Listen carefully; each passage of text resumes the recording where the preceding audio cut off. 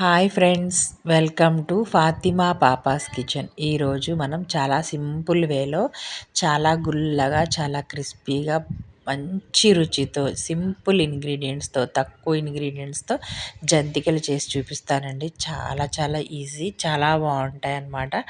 కొంచెం అంటే గట్టిగా కొరకలేని వాళ్ళు కూడా చాలా మెత్తగా అలా స్మూత్గా వెళ్ళిపోతూ ఉంటాయి అన్నమాట. అంత టేస్టీగా ఉంటాయి, అంత గుల్లగా ఉంటాయి అన్నమాట. సో ఈరోజు ఈ రెసిపీ మీతో షేర్ చేసుకుంటున్నాను. సో మొదలు పెడదాం. దీనికోసం వరిపిండి, అది తడిపిండి అవసరం లేదండి, పొడిపిండి అయినా పర్వాలేదు, పొడిపిండితో కూడా చేసుకోవచ్చు. పొడిపిండి 1 కిలో తీసుకున్నాను నేను. తీసుకొని ఆ పొడిపిండి అంటే పిండి అనేది చాలామంది డైరెక్ట్గా మనం బియ్యం ఆడించినా పర్వాలేదు, లేదంటే శుభ్రం చేసి నీళ్ళతో కడిగి ఎండలో ఆరబెట్టి పిండి పట్టించినా పర్వాలేదనమాట. ఎలాంటి పిండైనా పర్వాలేదు, బావుంటాయన్నమాట. ఇప్పుడు దీంట్లోకి కొన్ని ఇంగ్రీడియంట్స్ అనేవి యాడ్ చేద్దాము. జీలకర్ర 1 టేబుల్ స్పూన్ ఏస్తున్నాను. రుచికి సరిపడా ఉప్పు, ఆ తర్వాత పెరుగనేది ఒక పావు కిలో వేయాలండి. పెరుగుతోనే చాలా గుల్లగా వస్తాయి, మంచి టేస్ట్ కూడా అనమాట. పెరుగు ఒక పావు కిలోకి పావు కిలో వేశాను. పావు కిలో పెరిగేసి ఒక 2 టేబుల్ స్పూన్ల వెన్న వేసేసి ఇవి మొత్తం బాగా మిక్స్ అయ్యేటట్టు పొడి పిండిలో మిక్స్ చేసుకోండి. మొత్తం బాగా మిక్స్ అవ్వాలన్నమాట.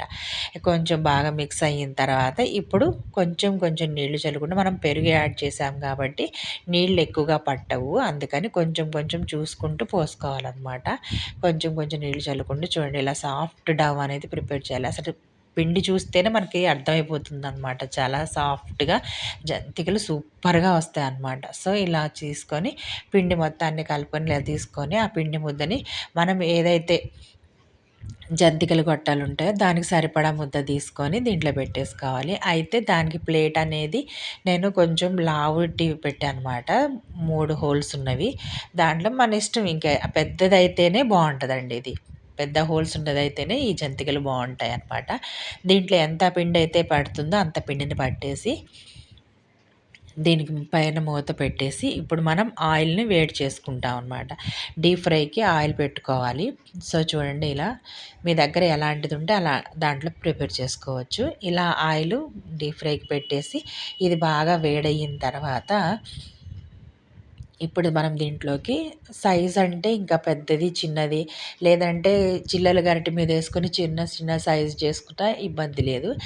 మన ఇష్టం, ఇంక ఎలా అయినా వేసుకోవచ్చు. మన ఇష్టం పడినట్లు మనం వేసుకోవచ్చు. అయితే నేను మొత్తం ఒకటే జంతిక వేసేస్తున్నాను అనమాట.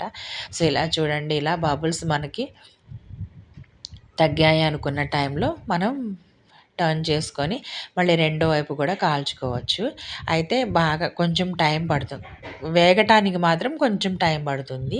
సో, ఇలా మొత్తం బబుల్స్ అన్నీ చల్లారిన తర్వాత కలర్ కూడా చేంజ్ అవుతుంది. మరి ఎక్కువ కలర్ కూడా రాదండి, ఎందుకంటే ఓన్లీ వరిపిండే కాబట్టి ఎక్కువ కలర్ కూడా రాదు. ఇలా మొత్తం మనం జంతికల్ని వేసేసుకొని స్టోర్ చేసుకోవడం. హ్యాపీగా 10-15 డేస్ హ్యాపీగా స్టోర్ అయ్యి ఉంటాయండి. చాలా చాలా బావుంటాయి. మీకు తుంపి కూడా చూపిస్తాను చూడండి. చాలా క్రిస్పీగా, చాలా గుల్లగా, భలే టేస్టీగా ఉంటాయి.